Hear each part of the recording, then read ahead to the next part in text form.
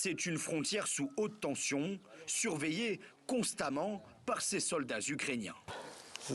Regardez, c'est juste là, juste derrière cette forêt. Nous sommes à 6 km seulement de la Russie, là où les positions de chaque camp sont les plus incertaines.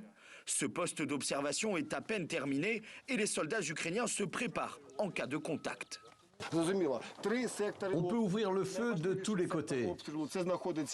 Juste devant, par là, ou juste derrière, s'ils nous prennent à revers. Ces derniers jours, ces hommes ont réalisé des percées. Le moral est bon. Tout va bien, j'ai mes deux bras, mes deux jambes.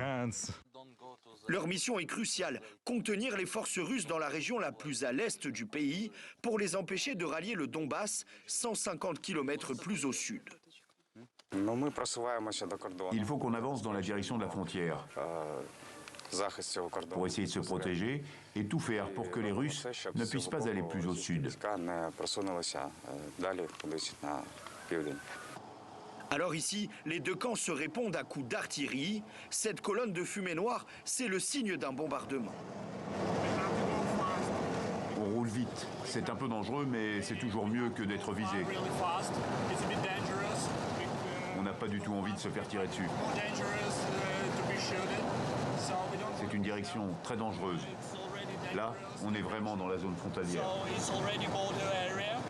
Quelques kilomètres plus loin, ces arbres servent de refuge.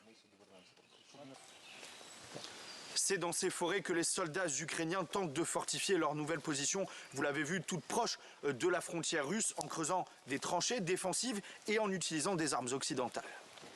Sous terre, ce soldat nous montre l'une des dernières acquisitions de sa brigade, un lance-roquettes suédois d'une portée de 400 mètres, son arme la plus puissante. C'est un type d'arme idéal pour nos opérations de défense, mais pas pour les assauts. Mais plus que par les armes, cette ligne de front est avant tout une bataille de renseignement où chacun tente de débusquer les positions ennemies. On a parfois des problèmes pour repérer leurs drones. Ils volent très haut et on n'a pas d'équipement anti-drone. Peu d'armes peuvent détruire leur nouveau modèle. Alors de notre côté, on masque tous nos signaux radio. C'est le b.a.-ba de la guerre moderne.